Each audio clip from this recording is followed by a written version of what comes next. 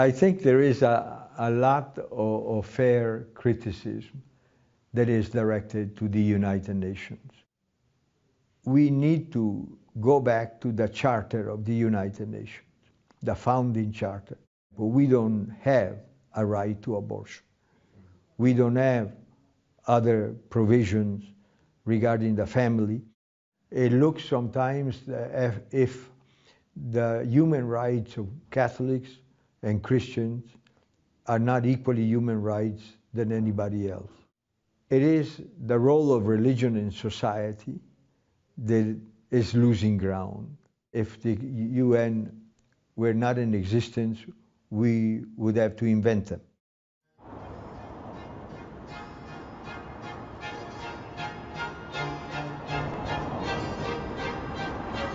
Geneva, Switzerland hosts the largest branch of the United Nations outside of its headquarters in New York. The Holy See mission to the United Nations is located in Tomasi.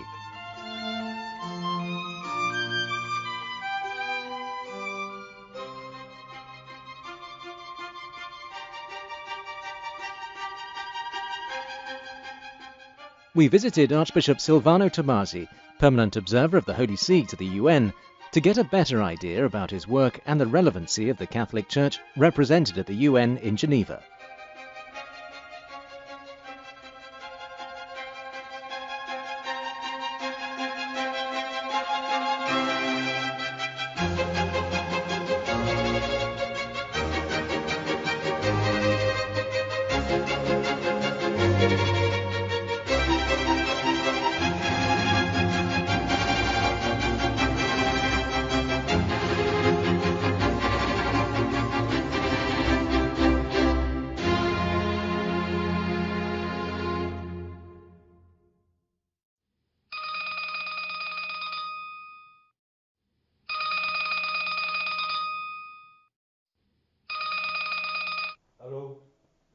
Well, I was born near Venice.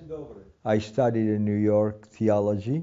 I was ordained a priest in New York, and I remained there teaching first at the City University of New York, teaching some sociology.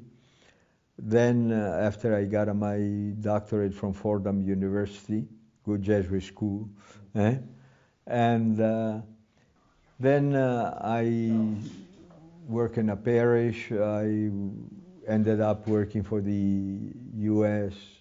Catholic Bishops' Conference in a new office welcoming immigrants and trying to provide pastoral services for them according to their needs all over the United States. And after a few years there, I served as superior of my religious community, the Scalabrini Fathers. And then I was kidnapped and taken to Rome to be secretary of a council, a pontifical council for migrants and refugees. And from there, one day I was called by the Secretary of State who said, "How is your health?" And I said, "Well, as far as I know, it's okay." "Are you sure?" I said, "Yes." Then he said, "Tomorrow morning you bring me a letter in which you tell the Holy Father that you accept to go as nuncio in Ethiopia and in Eritrea and Djibouti." And that's exactly what I objected to. And he said, "Yes, you can think it over for a couple of days." Then he got up and he accompanied me to the door and he said, "Well, tomorrow morning at 9 o'clock you bring the letter." And that took care of me, and here I am. After 7 years in Africa, I was sent here to Geneva. Here is a different type. The multilateral system is different, but I see the importance of it. And God has strange ways, and He's full of surprises. I didn't certainly think that I ended up in Geneva, but here I am, pulling the cart in this part of the world. Your Excellency, thank you very much for taking time out of your busy schedule to talk to us. My first question really is just, why have a Holy See representation at the UN in Geneva? Could you just tell us the reasons for the Holy See to be here? The presence of the Holy See the UN started back in 1964 in New York with a permanent observer in that main seat of the United Nations. And in Geneva, an observer was sent in 1967. You know, the Vatican doesn't have a big army or a huge trade volume, but it is the voice of conscience. Here in the international context, together with all the states, and you think now here in Geneva, for example, there are over 200 countries represented. This presence of the Holy See is an effort first to remind the world community that there are certain basic values without which living together in peace becomes impossible. And second, to keep reminding the conscience of the participants in the international negotiations that we have to give priority to the human person.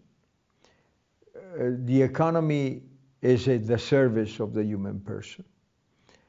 Politics are at the service of the citizen, the service of the person, not vice versa. So for that reason, our presence in the international context of the UN structure makes some sense to me. And then also, there's a difference, isn't there, between the UN in Geneva, of course, and the UN in New York. Could you just tell us what is the importance of the UN in Geneva in comparison with New York? The official seat of the United Nations is New York because the General Assembly meets there, and the Security Council is based in New York.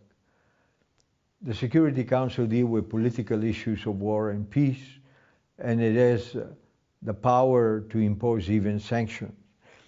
So the visibility of the UN, when we think of the UN, we think of New York debates that are more dynamic in the sense that they are politically more visible. About 9,500 people paid by the United Nations. In Geneva, the largest concentration in the world of UN personnel. And besides, there are all the international functionaries of the different agencies.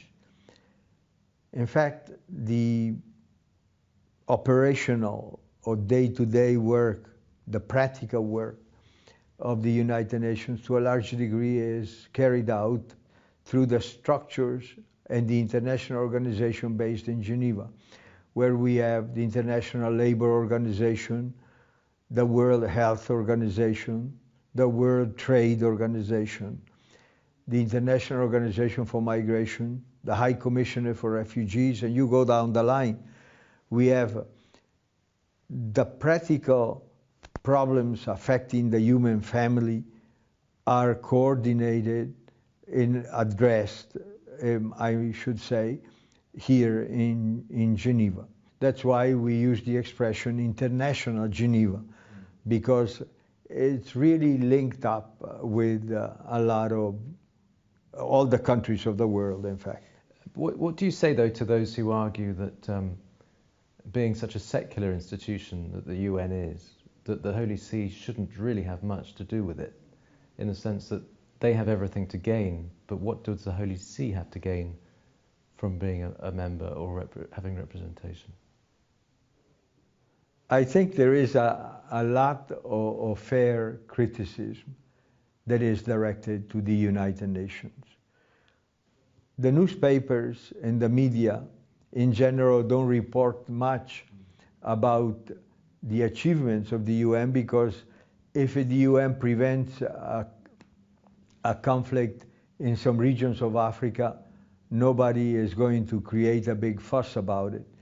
But if it fails to block a war, like say between Palestinians and Israelis, then we all become concerned and become very vociferous about. So I think we have to be prudent and realistic in assessing the role of the United Nations. Yes, I think there is a need of reform, and especially to democratize a little bit more the process, because right now the system of the Security Council with the 5 veto power countries constantly being present and therefore determining what the majority may want or may not want, I think that creates a problem.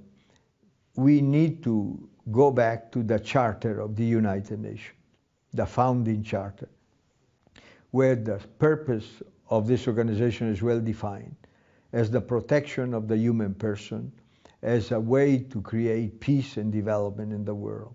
And we should stick to those objectives and not be manipulated by one or the other power.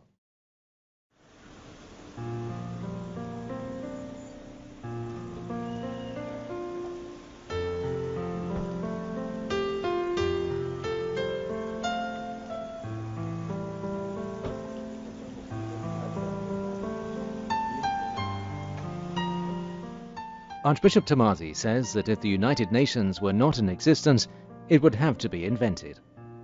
Appointed by Pope John Paul II, Archbishop Tomasi began his service as permanent observer of the Holy See to the United Nations in Geneva in 2003.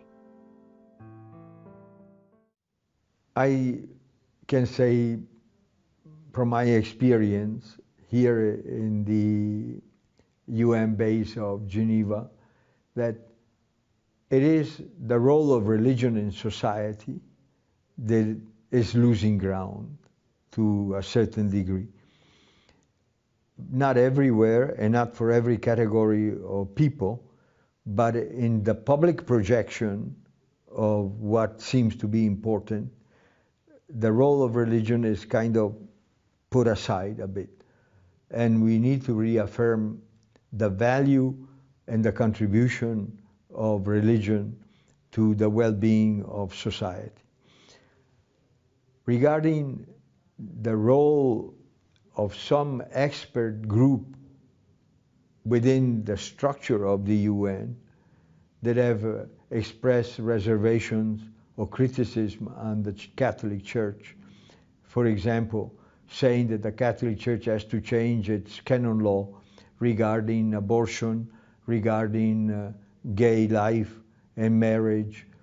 I think this is the position of experts of committee and treaties. They don't represent the United Nations necessarily, because the decisions of the United Nations are made by the state members of the United Nations. So we need to make a distinction. Some experts strongly disagree and accuse the Church, the Catholic Church in particular, of being too intransigent in defending the right to life and the right of the family to be made up of, as nature demands, a man and a woman and children, if God sends them. And but this said, in the official juridical instruments of the United Nations, for example, we don't have a right to abortion. We don't have other provisions regarding the family. And even in the last session of the Human Rights Council of about a month and a half ago, we managed to have a resolution saying protection of the family passed by the vast majority of states, instead of the proposal that the European Union and some other wanted to introduce, protection of the families, plural, so that every kind of combination of persons could be interpreted as family. So we are trying to work quietly, informally, and in a friendly way to convince people that for the good of society and the future of the human family, we need to preserve certain fundamental values that are the strength and the help for the progress of peoples. And what to you are the most urgent topics at the moment from the perspective of the Holy See? You know, there are several important concerns that are expressed by the Holy Father, Pope Francis, in a very effective way, and that we try to carry on and translate into the interest of the international community in the context of the United Nations. I would say that some of the major and current issues are the defense of freedom of religion. There are many Christians, in particularly Catholics, who are killed or are persecuted in other ways around the world. And the international community doesn't do much about it. It looks sometimes as if the human rights of Catholics and Christians are not equally human rights than anybody else. So I think this is a concern that needs to be brought to the surface. And if you look at what's happening in northern Iraq or in some other areas of the Middle East or in Nigeria with Boko Haram, you see that there is a target chosen specifically because of the faith that people profess. So we are trying to be present and active in a whole series of priorities, especially now that the UN system is trying to identify and conclude on new goals for the whole world after 2015. We would like to include in those goals not only decent work, not only respect of life, but also other concerns, including development for the poor countries, the protection of the family, and so forth.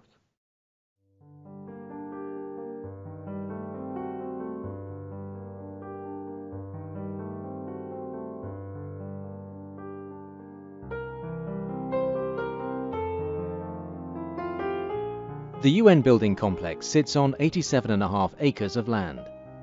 The building alone is 600 meters long and houses 2,800 offices.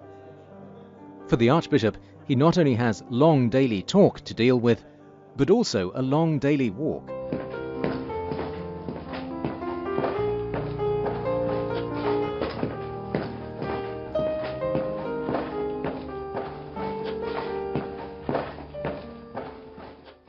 Just to go back to the peacemaking issue, the situation in Iraq and Syria, I know that Ban Ki-moon has condemned, or he said it could be a crime against humanity what's gone on in northern Iraq.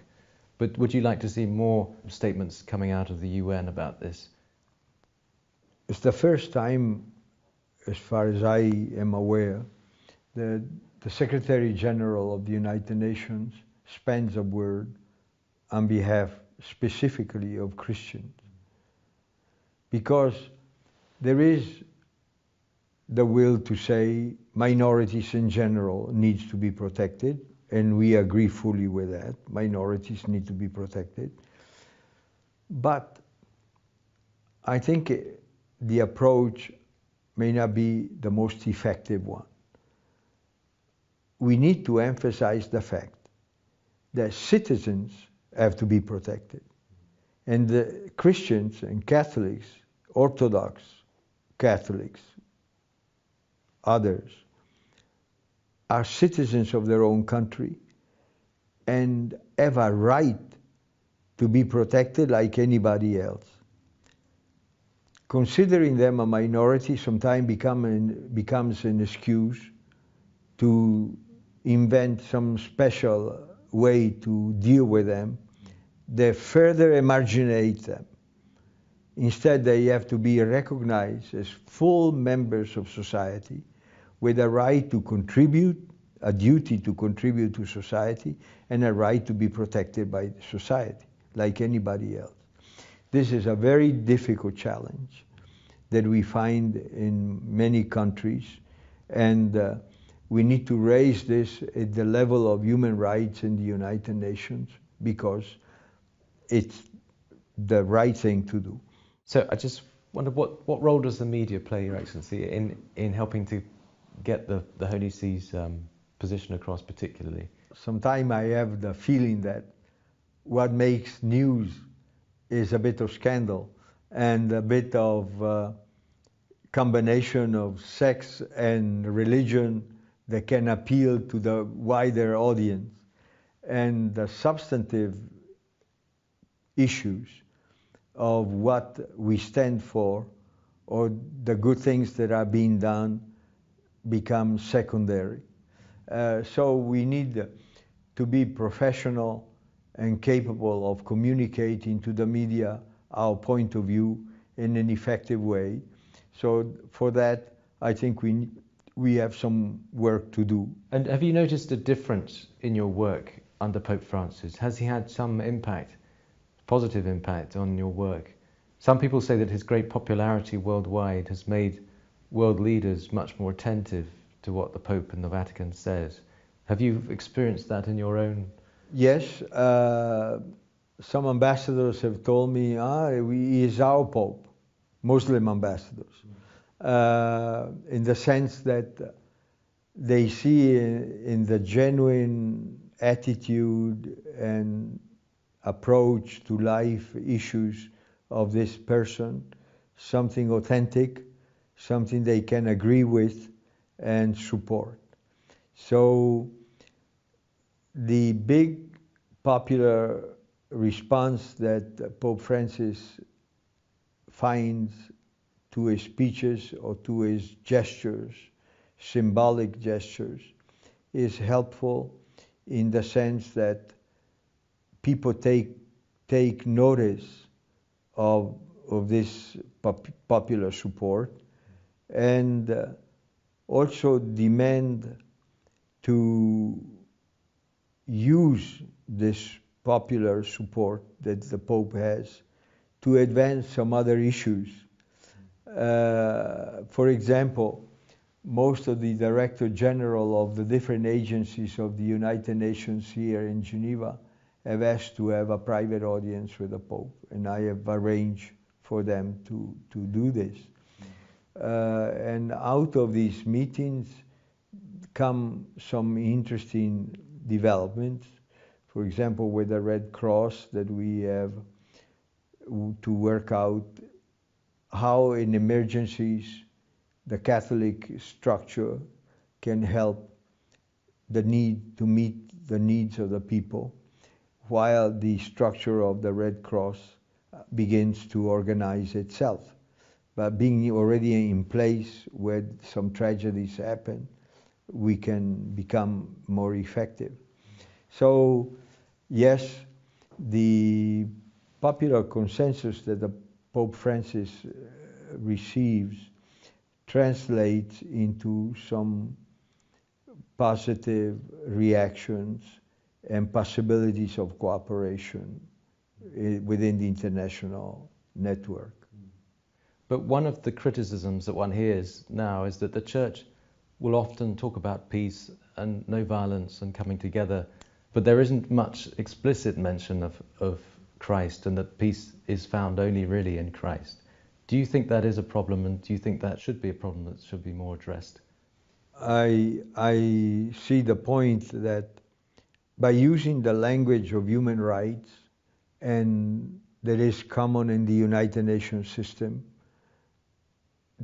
we try to reach out to all people, Christian, Muslim, Buddhist, people of all persuasions. The language for this common denominator of approach is, in a way, the language of human rights and respect of the nature of the human person.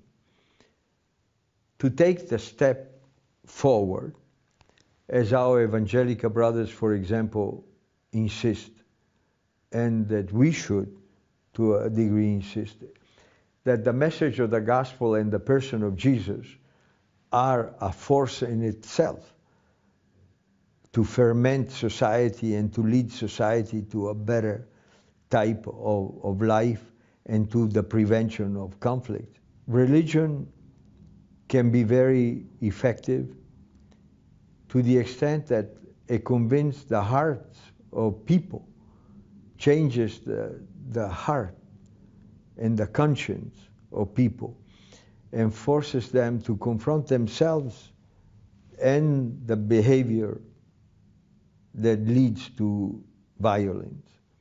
I think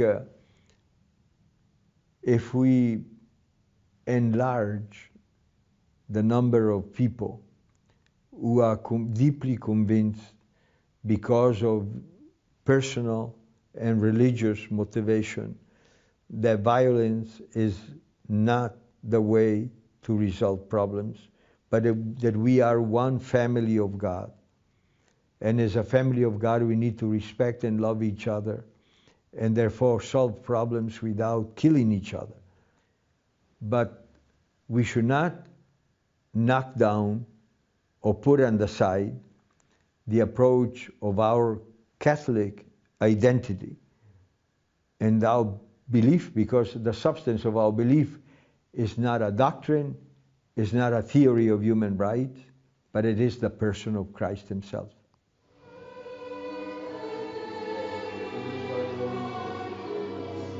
Every morning at 7:30, the Archbishop celebrates Mass in this small chapel in the basement of the mission. This is also a reminder that in spite of his diplomatic work in the political arena of the UN in Geneva, the Archbishop remains a priest in the service of Christ.